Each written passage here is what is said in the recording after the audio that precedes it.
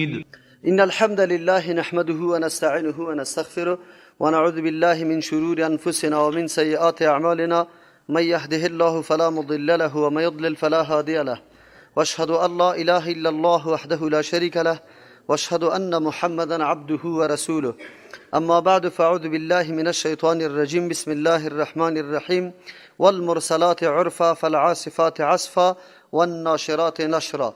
سوره را به نام سوره المرسلات یاد میکنه چون در اولی از این کلمه مرسلات ذکر شده. مراد از مرسلات چی است؟ بادهاست، ملائک است، آیات های قرآن کریم است، انبیاء علیهم السلام است. بنابر اختلاف اقوال مفسرین این موصوف های متنوع داره که انشالله بعدا تشریح میشه. این سوره هم سوره مکی است، یعنی تمام مضامینش در مورد مسائل عقیده است، خصوصا تمرکز سر مسئله وقوع قیامت میکنه و مناظر هیبتناک قیامت پیش میکنه، انسان از او خواب غفلت بیدار میکنه. سرنوشت و انجام او مردم را الله تبارک و تعالی ذکر میکنه که همچون روز عقیده ندارن یا است که آمادگی برای همچون روز آمادگی مناسب نگرفتن. این سورت 33ام سورت است در نزول خود که قبل سوره قاف و بعد از سوره همزه نازل شده. ارتباط سورت قط ما قبل در ما قبل الله تبارک و تعالی زجر داد بالای او کسانی که ده همچون روز تهاری نمی گرفت. البته او زجر عام بود، در اینجا زجر به طریق خاص است. یا است که در ما قبل الله تبارک و تعالی اثبات بعث بعد الموت، یعنی زنده شدن بعد از مرگ به یک دلیل ذکر کرده بود. اینجا دلایل خیلی زیاد میاره ثابت میکنه که بله زنده شدن بعد از مرگ حق است. در اول الله تبارک و تعالی قسما یاد میکنه. پیش هم گفته بودیم یادآوری از قسما زمانی که الله تبارک و تعالی یاد میکنه یاد دلالت بالای عظمت و بزرگی همون شی میکنه که او شی خیلی اهمیت بسزای پیش الله تبارک و تعالی داره. یا است که او را شاهد میگردانه، دلیل میگردانه بالای خود انسان که انسان اینی حالات بیبی این حالات خودش دلیل بالای ای گپ است که تو ناشکری میکنی یا ناسپاسی میکنی. و گاهی قسم الله تبارک و تعالی بالای یک چیزی میخوره که او بسیار وضاحت داره در این که نشانه قدرت الله بالایش دیده میشه. از این خاطر الله قسم یاد میکنه. در این جمع در مرسلات مفسرین کرام اختلاف داره که موصوفی از این چی است. بعضی مفسرین مراد از پیشش بادها را گرفته. اگر بادها را بگیریم باز معنای طور میشه والمرسلات عرفا، قسم به او بادهایی که عرفا پی در پی میوزند، یعنی پی در پی بالا میشن بادها. باز چی میکنه؟ فالعاصفات عصفا، قسم به او بادهایی که تند رونده هستند، تند و زنده هستند. عصفا به طریق سختی و شدت، گاهی هر چیز میده میکنه. و الناشرات نشرا، قسم به او بادهایی که بردارنده هستند یا پراگنده کننده هستند، نشرن ابرها را. فالفارقات فرقا، قسم به او بادهایی که پاره کننده است ابرها را، یک ټوټه ابر یک طرف میبره دیگه طرف. فالملقیات ذکرا، قسم به او بادهایی که انداختنی است آوردنی است ذکرا، آن چیزی که مایه تذکر و یادآوری است از نعمت الله که باران است. عذرا او نذرا، برای دفع اعتراض کسی بهانه نکنه، اینطور فکر نکنه که برای ما چیزی ناآمده بود که ما بیدار می شدیم. او نذرا، یا برای از اینکه انذار بده مردم، بیم بده مردم از او حالات هیبتناکی که آینده پیش رویشان میاد. یا مراد از مرسلات ملائکه گرفته. والمرسلات عرفا، قسم به او ملائکی که فرستاده شده هستند عرفا پی در پی یا به کارهای معروف. اینجا باز عرفا به معنای کارهای معروف و مشهور که عبارت از وحی است او را معنا میده. فالعاصفات عصفا، قسم به او ملائکی که تیز رونده است عصفا به تیزی، برای ماموریت هر کاری که الله گماشته بسیار به سرعت او را انجام میده. تیل متیل نمیکنه، خود او طرف نمیزنه، بلکه موظف برچفک که مردم میگه تیارسی امو قسم استاد است و امر الله تبارک و تعالی را خیلی به جلتی انجام میده. و الناشرات نشرا، قسم به او ملائکی که پراگنده میسازه امی اخبار امی وحی را نشرن به پراگنده کردن. در مختلف جاها برای انبیاء علیهم السلام امی وحی را میاره. فالفارقات فرقا، قسم به او ملائکی که جدا پاره کننده است فرقا به پاره کردن. یعنی کدام مردمایی که قبول نمیکنه دعوت انبیاء علیهم السلام، الله تبارک و تعالی به واسطه از یا وار از بین میبره، هلاک میکنه. فالملقیات ذکرا، قسم به او ملائکی که فرود آورنده است ذکرا قرآن کریم، که او عذرا او نذرا، که او قرآن کریم عذر و بهانه هم از مردم دور میکنه، دفع میکنه، او نذر بیمم میده از او حالات ناگواری که آینده روان است. بعضی مراد از اینمی عینا آیات قرآن کریم میگیره. والمرسلات، قسم به او آیاتایی که روان کرده شده، فرستاده شده عرفا به کارهای معروف و مشهور، آن چیزی که خیلی معلوم است و معروف است. فالعاصفات عصفا، قسم به او آیاتایی که تند آمدنی است، یعنی سخت آمدنی است، عصفا به سختی. مراد میده کردن دلایل شرک و کفر آیاتای قرآن از بین میبره. و ناشرات نشرا، قسم به آیاتایی که پراگنده میسازه یا میورداره نشرا معانی و مقاصد متنوعه که سبب هدایت مردم میشه. فالفارقات فرقا، قسم به او آیاتایی که پاره کننده است، یعنی شبهات و شکوکات از دلای مردم. فالملقیات ذکرا، قسم به او آیاتایی که فرود آورنده است ذکرا نصیحت کامله. هر انسان اگر در این آیات تأمل بکنه بالکل نصیحت کامل برش حاصل میشه. عذرا او نذرا امو معنا داره برای دفع عذر مردم که نگویا برای ما چیزی نآمده بود، او نذرا برای از اینکه بیم بده از او حالات ناگواری که پیش روی انسانهای منکر و پیش روی انسانهای طاغی قرار داره. او بعضی را مراد از پیشش از مرسلات عرفانه غیر از ملائک و آیات و پیغمبران علیهم السلام و دیگه بادها را، هر کدامش معنای مناسب داره. و جواب قسم معبد است که انما توعدون لواقع، یقینا آن چیزی که امروز شما وعده کرده شده او واقع شده نیست. الله قسم اگر به ملائک میخوره به این خاطر میخوره که مخلوق بزرگ الله است و الله مامور ساخته که اینی وظایف انجام بده. وقتی الله ملائک مامور ساخته در تدبیر امور این عالم که کارها را برش تقسیم کرده که انجام بده، با وصفی که الله احتیاج به این گپا نداره، لیکن الله اینطور ماموران هم داره. از همون خاطری دلیل شد که اینمین ملائک تمام مسائل زندگی انسانها را تدبیر میکنه به امر اذن الله تبارک و تعالی. اینمی قسم پس زنده شدن انسانها، واقع شدن قیامت، بررسی حساب و اعمال و همچنان تقسیمات که طرف جنت و دوزخ و گپا میره، کلش الله تبارک و تعالی کرده میتونه. اگر انبیاء علیهم السلام مراد باشم امی گپ است که انبیاء علیهم السلام وظایف الله تبارک و تعالی را که رساندن وحی است و مقابله کردن با امرای شرک و کفر است، با امرای ظلم است، اینی کارا را کرده رایسته. الله تبارک و تعالی حتما کسانی که در مقابل انبیاء علیهم السلام قیام میکنه قطعی از محاسبه خو باید بکنه. اگر نکنه این عالم هستی هدف و بیهوده میشه. چطور انبیاء علیهم السلام دعوت بده و مردم انکار بکنه و بازم حساب و کتاب نباشه؟ این بسیار بعید در نظر میرسه.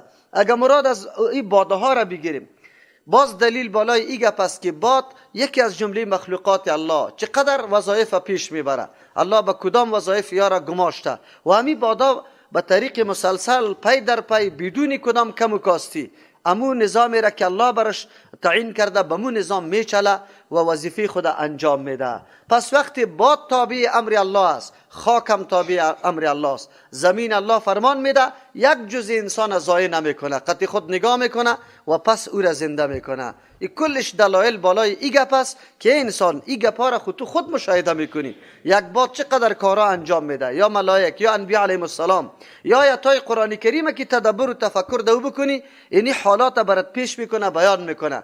پس امی الله تبارک و تعالی امی انسان پس زنده میکنه. از او خاطر جواب قسم است که انما توعدون لواقع. خو علتی روان کردن اینی گپا را الله تبارک و تعالی کل مسائل عذرا او نذرا گفت. از یک طرف کسی دیگه انتقاد کرده نمیتونه، بهانه گرفته نمیتونه که ما آگاهی نداشتم، ما خبر نبودم. یک تعداد مردم معالی همیشه در تلاش است که خود در کنج تاریکی نگاه بکنه، هیچگاه در کدام درس و تعلیم حاضر نشوه. چرا؟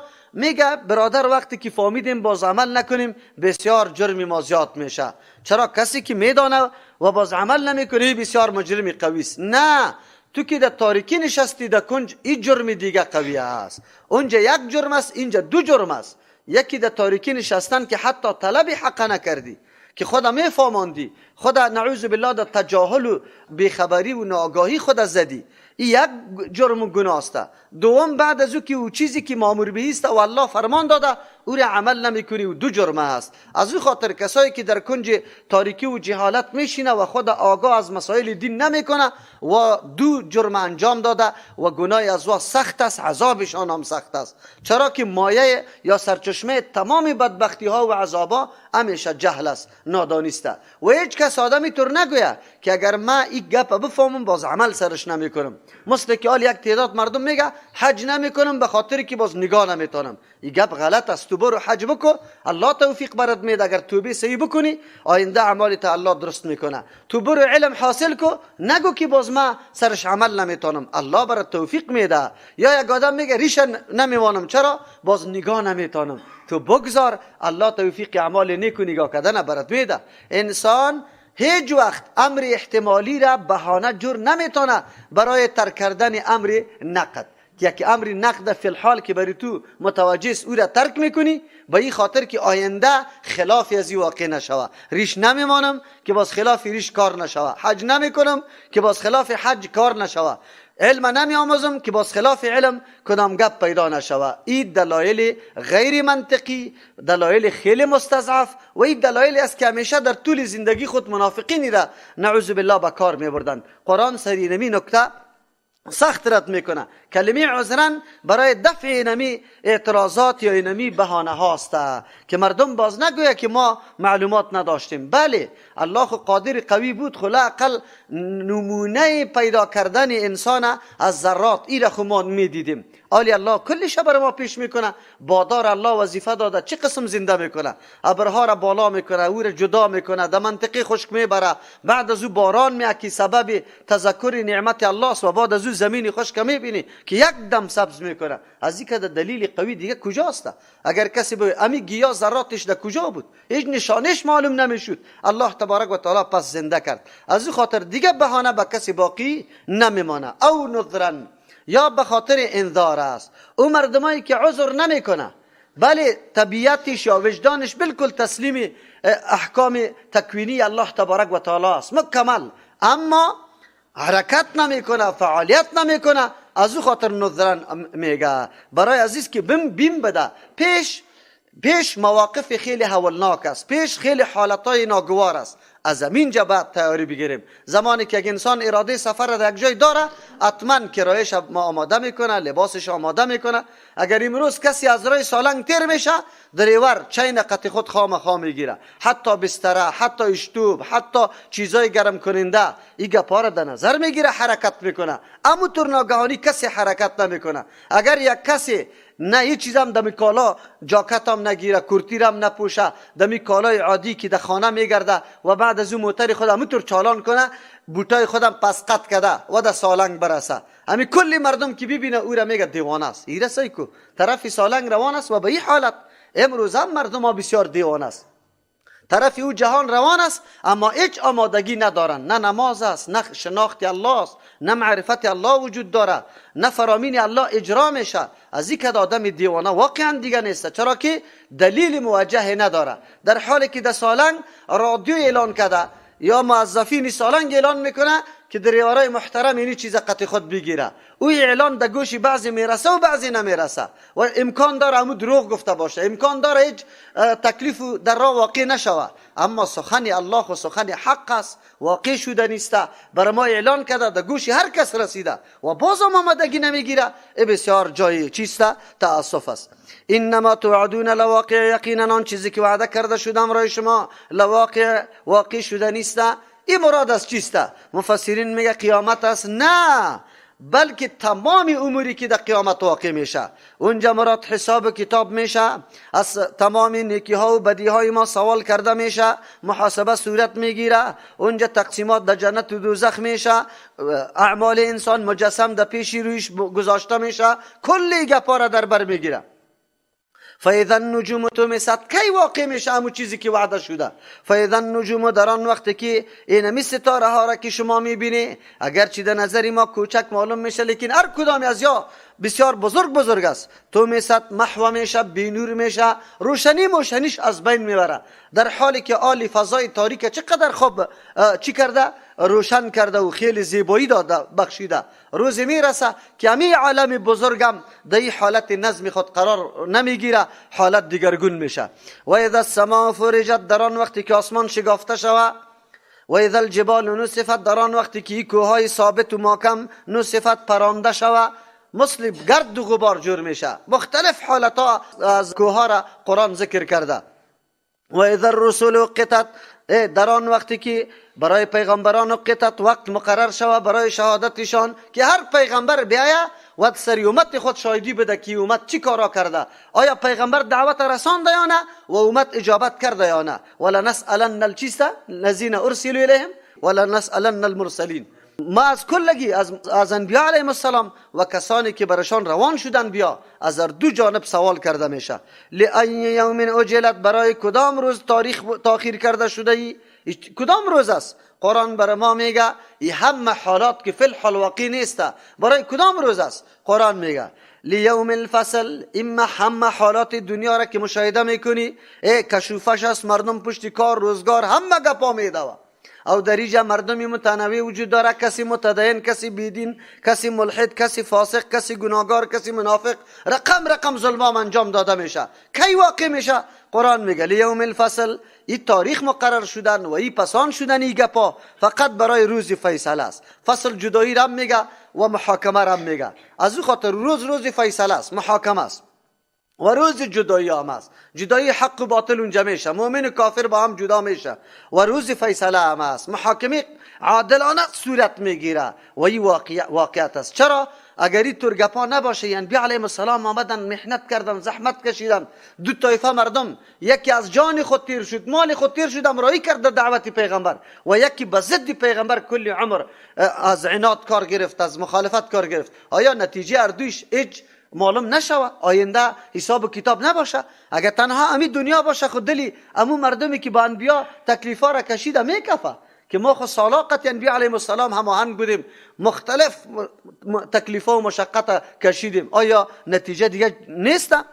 و ما ادراک ما یوم الفصل، بله قرآن همیشه از تعبیر میکنه. چه رقم توصیف بکنیم روزی محاکمه و فیصله را؟ چرا؟ و حالت آخرت است. آل دی دنیا ممکن نیست که گنجانیده شود، بلکه در تصور انسان همون قدر گنجانیده میشه که ظرفیتش داره. ما ظرفیت و آخرت فعلا در دنیا نداریم، از او خاطر قرآن میگه و ما ادراک ما یوم الفصل. او این خطاب به پیغمبر علیه السلام است. پیغمبر علیه السلام میگه چی چیز تو را دانانده کدام روز است؟ روز جدایی، حیبتی از او، وحشتی از او، و حالت بسیار مهم بودنی او روز خیلی زیاد است که حتی از دایره تصور بیرون است. وقتی پیغمبر از این حالت آگاهی نداره و چی حالتی است، ما تو در کجا قرار داریم؟ ده همچون روز آمادگی به کار است. از این خاطر قرآن میگه ویل یومئذ للمکذبین، هلاکت و بربادی باد در روز برای کسانی که مکذبین، امید تو روز تکذیب میکرد. مراد از تکذیب است که یا قبول نمیکرد یا خود قبول میکرد برای از این تیاری و آمادگی نگرفت. از او خاطری شامل کفار هم است و شامل امو مؤمنای گناهگار است که به مطابق دستورات الله عمل نکرد که چیزی تیاری برای او روز گرفته باشه. این جمله تقریبا 10 مرتبه در این قرآن کریم ذکر میشه و در 10 مرتبه هر کدام توجیه علایده داره، در مقابل اونمو گپای است. وقتی این حالات انسان مشاهده میکنه، بادار مشاهده میکنه، در روزگار دنیا تمامی مسائل تغییرات و انقلابات مشاهده میکنه و نعوذ بالله همه انقلابات زیر قدرت الله قائل است، اما این قائل نیست که باز قطما حساب و کتاب قرار بگیره یا چیست قیامت واقع شود. این چقدر بدبختی است. پس کسی که تکذیب کرده روز هلاکت و بربادی به او مردم است. الم نهلک الاولین، اولی الله تبارک و تعالی مثل سایر آیات قرآن در تمام آیات سورت های قرآن کریم امی شیوه یا اسلوب قرآن کریم بود که آدمای غافل و کسایی که بیخبر از خود تجاهل زده او مردم بیدار بسازه. این بیداری توسط مشاهده کردن نشانه های قدرت الله است. نعمت های الله را بر ما بیان میکنه. از یک طرف دلیل بالای قدرت الله میشه که خود به خود تو وجدانت حکم میکنه که بله زنده شدن بعد از مرگ حق است. از طرف دیگه حس شکرگزاری در وجود ما چی میشه؟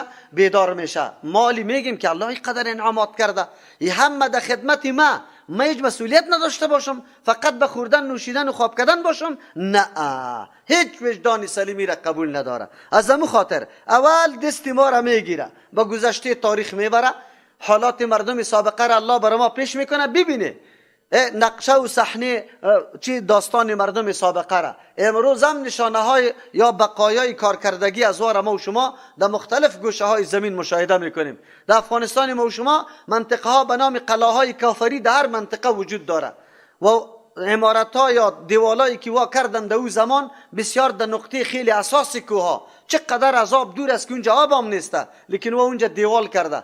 معلوم میشه که اون مردم ها بسیار قدرتمند و توانمند بودن و حتی در قله های کو زندگی میکرد، سنگار تراش کرده، از او حتی یک بوته چه رقم در سنگ جور میکرد و چه رقم رسامیات داشتن، چقدر هنر داشتن، ولی کجا شدن؟ کدام طرف رفتن؟ قرآن دست ما را گرفته سر اینمی آثار بقایای مردم سابقه میگردانه و برای ما میگه الم نهلک الاولین، آیا ما هلاک نکردیم مردمای پیشینه؟ مراد از پیشین از ما و شما کده که کلگی پیش است. ثم نتبعهم الاخرین، بعد از او در پی از یا هلاک میکنیم الاخرین،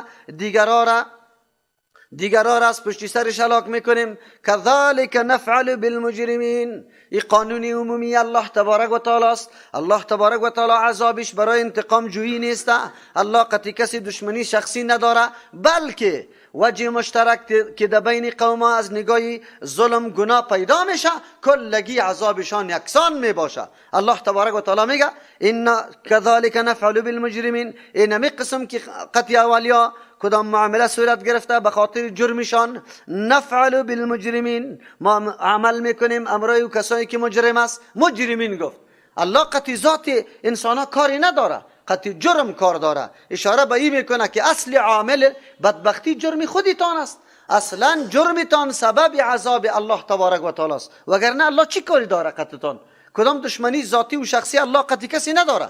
اما کسی که اینمی قسم صفات مجرمین در سابق و در آینده اینطور صفات را داشته باشه، او انتظار عذاب الله را بعد داشته باشه. چرا؟ این قانونی الله است. این قانونی الله است. جرم انسان جلب کننده عذاب الله تبارک و تعالی است. امروز اگر هر نوع سختی سر ما میاد، ما باید بدانیم که عمل کردی ما این چیست سرچشمه اینمی بدبختی های ماست. اگر ما یک کمی بیدار شویم، یک کمی اقدام بکنیم، یک کمی حرکت بکنیم، الله در حرکت و در اقدام ما قطعا برکت میپرته. ان تنصر الله ینصرکم، اگر ما دین الله را نصرت کنیم، کمک کنیم، حتما الله تبارک و تعالی قطعا ما کمک میکنه. یقینا است. انسان که حتی یک نماز انجام میدی، الله قلبت بسیار خوش میسازه. دمو وقتی تو احساس میکنی که نوع گرنگی و سنگینی و دشواری سری تو نیست، یک آدمی آزاد فکر میکنی که ما عالی مورد محاسبه کسی قرار نمیگیرم، در یک انجام یک عبادت الله عمیق نشاط و خوشبختی و خوشحالی بر انسان نصیب میشه. اگر انسان در کل عمر پابند دین الله باشه او مکمل خدمت دین الله را بکنه، شما بگویی که الله چی لذت در زندگیش نصیبش میکنه. از همون خاطر است که واقعا کسی که عمر خدا در طاعت عبادت الله تیر میکنه، سر از امیم مشکلات دنیا هیچ نوع تاثیری نداره، ولو که هر قدر در زندان ها باشه، در زیر لطکوب و شکنجه ها باشه، قدرت الله تاثیر نداره. چرا؟ علتش است که الله اوطور یک روح شاد برش نصیب میکنه که باز احساسی غم و درد نمیکنه. چرا؟ این وعده الله تبارک و تعالی است. ویل یومئذ للمکذبین، هلاکت باشه در این روز به اوطور کسایی که بازم تکذیب میکنه، حالات و داستان سابقه را مطالعه میکنه، میبینه، مشاهده میکنه، بازم نمیفهمه که یک روز ما این بینمی سرنوشت دوچار میشیم، کدام طرف روان هستیم. ما تنها برای چند روز نعمتهای زودگذر دنیا پیدا شده بودیم، چند روز ما فقط خوردن نوشیدن کردیم، خواب کردیم، باز دیگه دنیا خاتمه پیدا میکنه، هیچ چیز نیست. نه، هیچ عقل سلیمی را نمیپذیره که کلی هیاهوی برای امی قدر باشه که یک نفر برای مدت چند زنده شوه، خوردن و نوشیدن بکنه و پس از بین بره. نه، اینجا حساب کتاب است. این نظام دقیقی الله تبارک و تعالی است. از او خاطر الله میگه که هلاکت برای مکذبین که از همچون دلایلم درس نمیگیرن. عالی میبره دیگه طرف. الم نخلقکم من ماء مهین. این دلیل انفسی میگه، در وجود خودت تو را متوجه میکنه. انسان یک کمی فکر بکن، چرا دوباره زنده شدن انکار میکنی؟ اول زنده شدن تو چه رقم است؟ او چه رقم است؟ اما تو را عادی است. اونجا خواهم قدرت الله تبارک و تعالی بوده، دستی بلا کیف الله کار کرده. او چه رقم کار، چه رقم حالت که بالکل انسان تعجب میکنه از این پیدایش. الم نخلقکم، آیا شما پیدا نکردیم شما را من ماء مهین، از آبی که ارزش نداره، بی قدر است، یعنی ناچیز است، ارزش نداره. امی آب یک قطره آب است. فجعلنا، گردانیدیم امی قطره آب فی قرار مکین، در قرارگاه خیلی استوار، خیلی استوار. حالی تحقیقات جدید طب ثابت میکنه که رحم مادر با کدام سیستم الله او را جور کرده، چه قسم در اونجا نطفه قرار میگیره و چه حالات و تغییرات دیو میایه و چه قدر مدت اونجا تیر میکنه نطفه الی قدر معلوم، تا مدتی که بالکل مشخص است، معلوم است به نزد الله تبارک و تعالی. کدام مدت؟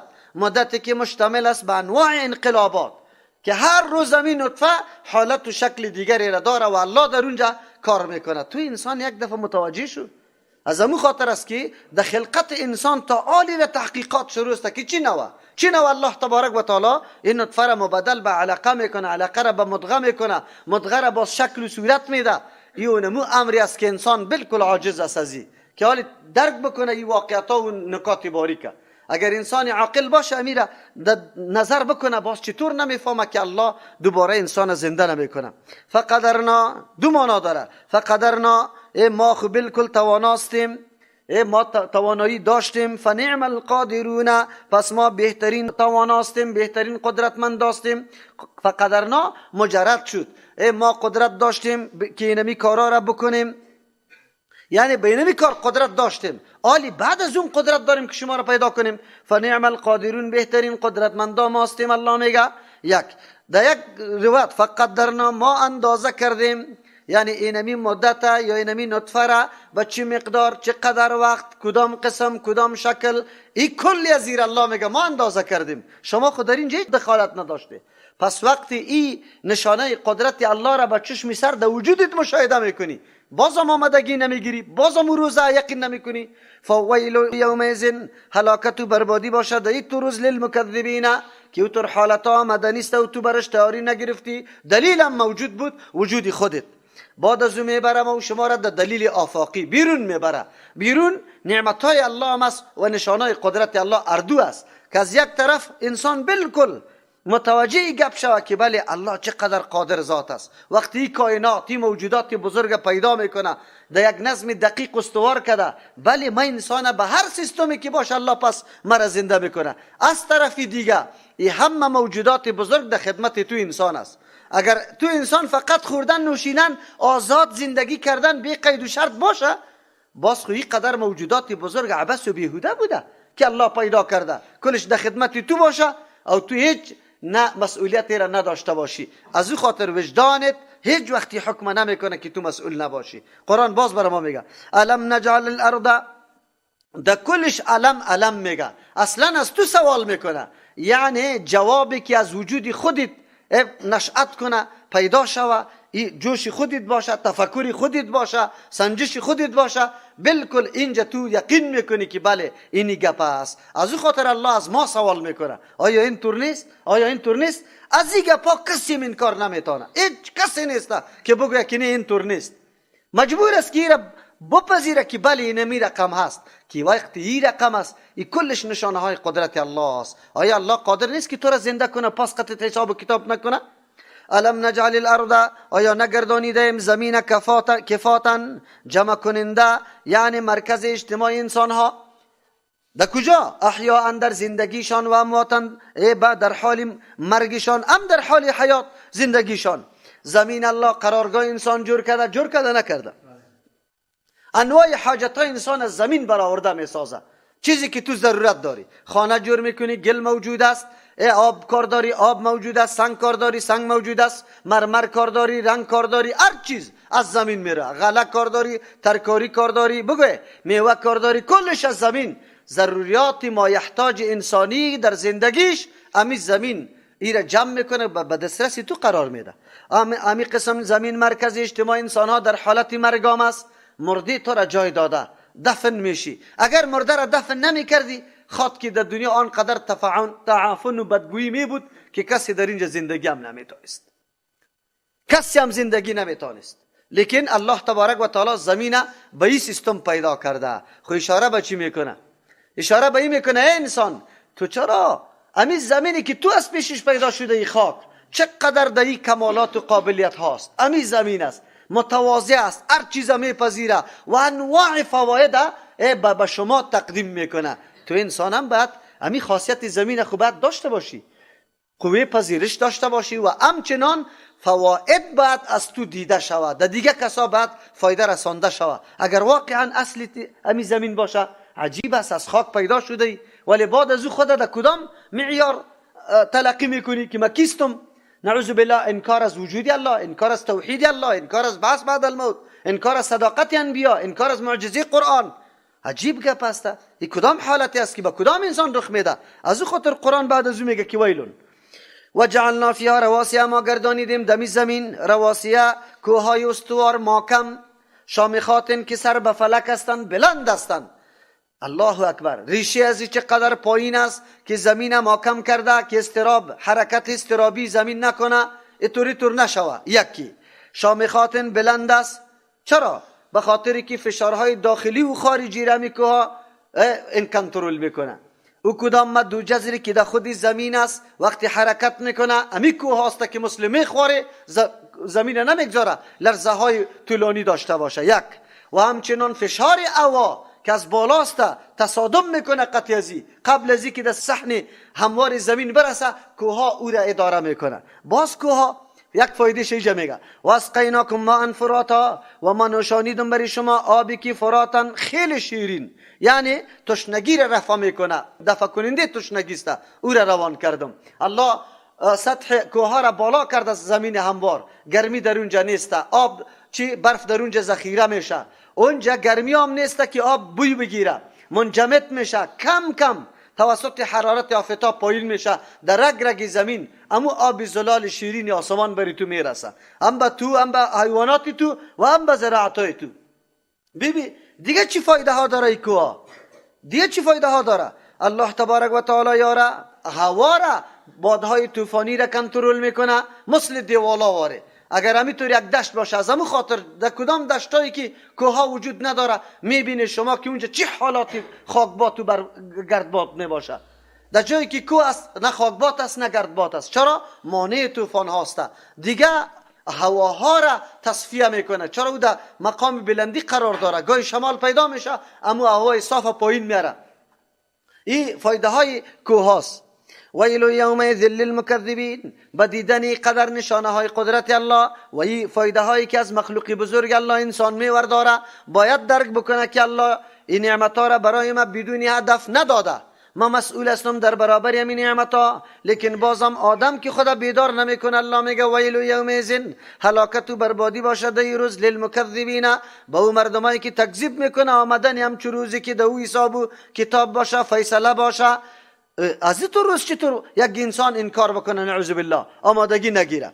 انطلقوا الی ما کنتم، بله روز فرا میرسه که از جانب الله آواز میشه با واسطه ملائک، برای مردم گفته میشه انطلقوا، بروی روان شوی الی ما، به او چیزایی که کنتم به شما بودی به او چیز تکذبون، نسبت دروغ میکرده، میگفتی حساب کجاست، کتاب کجاست. چرا این مردم همیشه مردمی نعوذ بالله هوا پرست و خواهش پرست و میگه سر ما قید و بند نباشه، برای ما نگوی که محاسبه و حساب و کتاب است. چرا؟ به خاطری که هوس پرستی ما دمو نقطه آخریش برسه، کلی اعمال ما پوره شوه، سر ما قید و بند نباشه. الله برش میگه او چیزی را که شما تکذیب میکردی بری طرف از او. انطلقوا الی ظل ذی ثلاث، روان شوی به سوی سایه‌ای که صاحب 3 شاخه است، 3 شعبه داره. زی ثلاث شعب، صاحب شاخ سی شعبه، لا ظلیل که نه سایه انبو است، یک مانا، لا ظلیل که نه آرام بخش است، ولا یغنی من اللهب و نه کفایت میکند، دفع نمیکنه از حرارت آتش. اینطور سایه نیست که شما سایه پنداره، سایه که یک کمی راحت بر انسان بده خصوصا از گرمی. او سایه دود است، دود، سایه دود هیچ چیز نیست. و جا از که بری تو راحت بده دیگه هم خفه میکنه تا، دیگه هم گلوگیر میکنه تا، دیگه هم حالت تا خراب میسازه. در یک خانه اگر یک کمکی دود از چوب که تر باشه یک کمی دود میکنه، مکمل انسان وضعیتش خراب میشه. او جهنمی که قطعی و آتش در داده میشه و دود با فشار میبره، با فشاری طور دود میبره که تو میگی سایه داره، لیکن او سایه نیست. او در حقیقت تو سایه فکر میکنی لیکن هیچ فایده نه، تو را راحت میده و نه حرارت دفع میکنه. از او خاطر میگه اینها ترمی بشرر، اینمی آتش ترمی مندازه بشررن بشراره ها کالقصر، بمثل بلدنگ آواره، بمثل بلدنگ واره. یکی یا قصر به معنای رسپان میاره، رسپان چرغکای آتشی زمانی که میپره از آتش همینطور دراز خط واره رسپان واره بالا میپره. معلوم شد که از آتش جهنم شراره هایی به مثل بلدنگ واره میپره، یعنی اینی قدر بزرگ شراره ها میپره. دو طور آتش کدام انسان است که طاقت و توان از زیر داشته باشه؟ ولی الله تبارک و تعالی اونجا بری توی نمیطور حالت آورده رایسته که پوستای سوخته و پس تبدیل شده و همینطور دائم است. کدام انسان است که این طور عذابا را بشنوه و بازم مامورات الله را انجام نده و بازم خود مغرور بدانه نعوذ بالله که این دنیاست، اینم اینجا هستم، تا کی هستی؟ چقدر هستی؟ چی کردی؟ قرآن برات میگه که انه جمالتون صفر، تو گویی که یا شترای زرد است. اینطور چرغکا و شراره های آتش است که با مثل قصرها واره یا با مثل چیسته شترای زرد واره، رقم میپره. ویل یومئذ للمکذبین، بربادی و هلاکت است در این روز برای کسانی که همچه حالت تکذیب کرده بودن، آمادگی برش نگرفته بودن.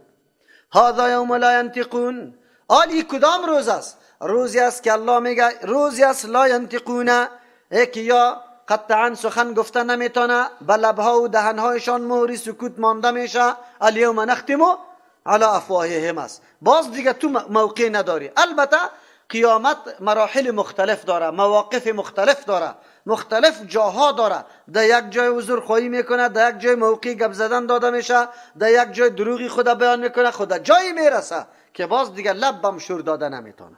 بس ولا یؤذن لهم، اجازت داده نمیشه بری از یا فیعتذرون، که عذرای خدا پیش کنه. آلی موقع عذر پیشی نیست او نیست، نه عذر ندارن. یا الله تبارک و تعالی برای هدایت از یا تمام اسبابی که مناسب و لازم بود آماده و برابر کرده بود در دنیا، خو این مردم از او اسباب کار نگرفته بودن. ویل یومئذ للمکذبین، هلاکت باشه، بربادی باشه در این روز للمکذبین که همچو حالات به گوش خود میشنوه، یا عذابا را میشنوه، قرآن برشان بیان کرده، خبر برش داده، لیکن یا آمادگی در مقابل ازی نگرفتن برای ازی که خود ازی دفع بکنه، نجات پیدا بکنه. هذا یوم الفصل، این روز فیصل است، روز جدایی است. آلی هر طایفه هر جماعت با هم جدا میشن. جمعناکم، شما را جمع کردیم، والاولین، مردمای سابق پیشین شما را کلگی را با هم جمع کردیم. فان کان لکم کیدون، الله میگه آلی اگر شما کدام سازش تدبیری خلاصی داشته باشه، چاره‌جویی خدا میتونه، فکیدونی، پس شما چاره‌جویی کنه. این امر تعجیزی میگه، مثل که در چیست قرآن کریم هم به مثلش آوردن امر تعجیزی است. فأتوا بسورة من مثلی، اینجا هم همونطور است. اگر شما چاره‌جویی داره که خدا نجات ازم چه عذابا بده بیاره پیش کنه، فکیدونی، همون سازش‌ها و نقشه‌های تا پیش کنه، میتونه کسی. ویل یومئذ للمکذبین، بربادی و هلاکت است در این روز برای کسی که تکذیب کرده بود، همچه حالاتا هیچ در نظر نگرفته بود، مست و ملنگ، نه نماز شناخت نه الله را شناخت. بس دیگه چیزی که در گیرش می آمد نفسش خواهش میکرد، امو چیزا را انجام داد. گاهی شراب خورد، گاهی دزدی کرد، گاهی سود خورد، گاهی زنا کرد، گاهی ظلم کرد، گاهی زور کرد. هیچ چیزی را در دنیا اینمی رقم روان بود. یک تعداد مردم واقعا زندگی دیوانوار داره، فکر میکنه که فقط اینمی زندگی است و همونطور پیش میره، هیچ حق الله را و حق بندگان الله را نمیشناسه. الله همون حالت برای ما پیش میکنه. ان المتقین فی ظلال و عیون. قرآن اسلوبش است. یک طرف مردم را الله ذکر کرد که به سرنوشت خیلیشون مبتلا بودن از دست اعمالی که در دنیا انجام داده بودن، اما بالمقابل همون مردمایی که محتاطانه در دنیا زندگی کرده، اوامر الله را نادیده نگرفته، نشانه های قدرت الله را حتما از پیشش در سایه عظیم گرفته، در دلیل گرفته بالای قدرت الله تبارک و تعالی، نعمتهای الله را سپاسگزاری کرده. اول نعمت اعضای خدا که را در جای غلط استفاده نکرده، اینی را میگه زندگی محتاطانه و تسلیم شدن به نظام الله. ان المتقین، یقینا کسایی که متقین هستند، متقین خو میشناسه، کسایی که قطع خواهشات نفسانی، قطع هوا و هوس، قطع شکوکات و شبهات شیطانی، قطع دشمنای بی انسانی و جنی خود همیشه مقابله کرده، همیشه خدا وقایه کرده از شرک، کفر، بدعت، کارهای گناه، از خوشعیشی، شهوت پرستی و نفس پرستی، از کلش خدا نگاه کرده. ایرا متقین میگه. ان المتقین فی ظلال، یا در سایه های هستند، اونجا خوا سایه نداشتن اینجا سایه است، و عیون چشمزار هاست اونجا و تشنگیشان قطعا دفع نمیشد. آلی و فواکه مما یشتهون، میوه های است آن چیزی که اشتهای از یامه که در دلشان میگرده میوه حاضر. کلو گفته میشه از جانب الله تبارک و تعالی بخوری و اشربو بنوشی هنیئا، به خوشگواری. هیچ نوع محنت در حصول این میوه ها براتان پیدا نمیشه که شما محنت بکنه، یا هنیئا خیلی گوارا، ای تو نیست که دلتانه به درد بیاره زیاد بخوری. نه، اونجا که میوه میخوری گپاره قطعا نداره. خب به سبب چی بخوره؟ بما کنتم تعملون، به سبب آن چیزی که شما عمل انجام میداده. یعنی این بخشش های الله، این نعمت های الله همونطور به دست نمیه محض به خیال و پندار که یک آدم بگه من مسلمان هستم میرم الله لک بخش است حاصل میشه. قرآن برات میگه بما کنتم تعملون، این میدان عمل است، عمل که انجام داده این بخشش ها برات است. همونطور نیست آلی هواخواهای مسلمان امروزی ما الله لک بخش است گفته نه نماز میخونه، نه روزه میگیره، نه فرامین الله را بجا میکنه، او میگه الله لک بخش است. قرآن میگه این به سبب آن چیزی که تو انجام داده ای در میدان عمل واقعا تو اول نمره بودی، این بخشش ها برات است. انا کذالک نجزی المحسنین، این جمع رابطه اجنا و رابطه ذاتی الله قطعی کسی نداره. تو نه بچه کاکا بچه همیشه هستی که الله تو را اعزاز میده، بلکه اعزاز به خاطر اونمو عقیده و عمل است. انا کذالک، یقینا ما اینمی قسم نجزی پاداش میدیم المحسنین، کسایی که محسنین است. محسن کسی است در عقیده محسن، در عمل محسن، در اخلاق محسن. و محسن فقط دو مفهوم خیلی هویدا و آشکارا را داره که هر عملش خالص برای کی باشه؟ الله تبارک و تعالی. به نقشه کی باشه؟ محمد رسول الله صلی الله علیه و سلم. ویل یومئذ للمکذبین، اینجا میگه هلاکت باشه در این روز برای کسانی که همچون نعمتها را تکذیب کرده بود، آمادگی برش نگرفت، اونجا عملی انجام نداد که این نعمتها را کسب میکرد. کلوا بخوری و تمتعوا قلیلا، آلی خطاب برای اهل دنیاست. چی انسان باعث میسازه که همیشه سرکشی بکنه؟ انسان که خطا میشه فکر میکنه همین دو روز دنیا اصلی مقصد زندگیم است، همین را بسیار خوش تیر کنیم، این را بسیار آزاد تیر کنیم، قید و بند نداشته باشیم. حلال حرام کی کشیده؟ آن چیزی که در دلت گشت امور انجام بده. قرآن برات میگه کلوا بخوری و تمتعوا، نفع بگیری قلیلا، یک مدت خیلی کمه، دنیا بسیار مدت کم است. یک مانا کلوا بخوری و تمتعوا قلیلا، شما نفع گرفتن خیلی کم است، خیلی کم که محض امو تشنگی و گرسنگی جسمتانه پوره میکنه، خود دیگه هیچ فایده نداره، بلکه شما مسئول قرار گرفته، نعمت الله را استفاده کرده جوابش نمیگه. انکم مجرمون، یقینا شما گناهگار هستی، صاحب جرم هستی. بخوری بنوشه، مثل که یک آدم میبری اونجا در آلی فعلا بعد از او در اعدام میبری، برش میگی که بخو یک کمی آبی تا بخو، امینانی تا بخو که باز روزی چی است؟ پوره شده. این بسیار سخت است. اگر اونجا در زندان تو را در دار بالا میکنه، او یک نوع تعذیب است، تو آدم بسیار دلتنگ میشه. خوی گپی که مردم دمی موقع برات میگه این بسیار درد داره. از او خاطر به اهل دنیا، به او کسایی که نعوذ بالله از احکام الله غافل شدن، همینطور گفته میشه. ویل یومئذ للمکذبین، هلاکت و بربادی است در روز برای کسانی که تکذیب کنندگان بودن. و اذا قیل لهم ارکعوا، چرا این مردم ها وقتی که برشان گفته میشد ارکعوا رکوع کنی لا یرکعون، یا مردم رکوع نمیکردن؟ رکوع را ذکر میکنه. چرا؟ به خاطر که رکوع را بعضی ادیان در نماز و عبادتشان رکوع نبود، از او خاطر یا رکوع نمیکنه. یک معناست، لیکن آن قدر مناسب نه. و اذا قیل لهم ارکعوا، وقتی که برشان گفته میشد خم شو پیش الله تبارک و تعالی، فرامین الله، پیش فرامین الله منقاد تابعدار گردن بمانه، خود خم کنه، تابع شوه، دستورات الله را بپذیره. لا یرکعون، این مردم ها متواضع نمیشدن، میگفتن ما خود یک چیزی پوهو میگفتن، نمیگفتن که الله متعال ما را پیدا کرده، فرمان داده، فرمان از او را باید به هر وجه باید بپذیریم. این مردمانی هستند که نه در برابر الله متواضع شدن و نه در برابر مخلوق الله فروتنی کردن. نه نه نه نه، تسلیم نشدن، یا میگفتن ماستیم. مغرورای دنیا همیشه اینطور است، فکر میکنم ماستیم همیشه، و ماستیم دیگه هیچ کسی نیسته، و ماستیم که قدرتمند هستیم. الله میگه اینی کار نپذیرفته. یقینا گناه همیشه، سرکشی از اوامر الله همیشه از چی میشه؟ از او کسی میشه که خدا بالا میتراشه. در ترجمه قرآن کدام مردم حاضر نمیشه؟ کسایی که میگه ما پول هستیم، ضرورت به قرآن نداریم، خدا بالا میتراشن، میگن ما نمیتونیم، مقابله میتونیم، اونجا بری خدا خلاص میتونیم.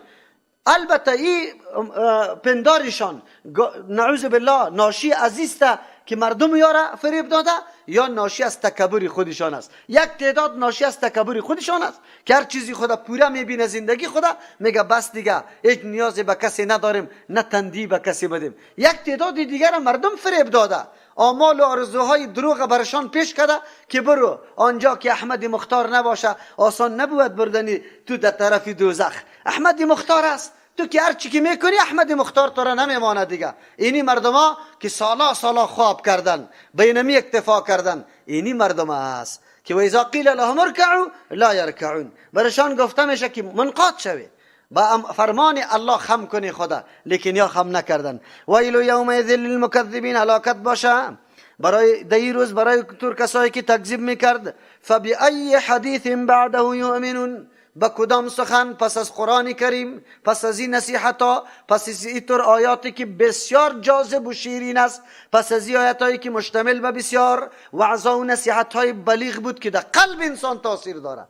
فبأی حدیث، پس با کدام یک از سخن بعده، پس از قرآن کریم که صداقت قرآن از نفس خودش هویداست، خودش دلیل بالای صداقت، اعجازش تا روز قیامت باقی است. هر مردم چلنج و اختار میده که بیه به مثل ازی جور کنه.